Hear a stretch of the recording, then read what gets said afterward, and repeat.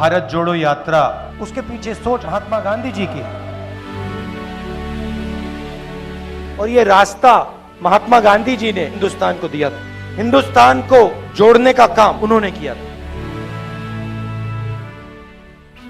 On one side, a brave man, humble man, simple man, but a man who believed in the future, who believed in India, propagated non-violence and searched for the truth.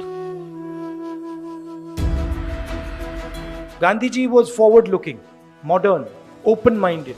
Gandhiji faced the biggest force on the planet, a superpower, more powerful than the United States is today.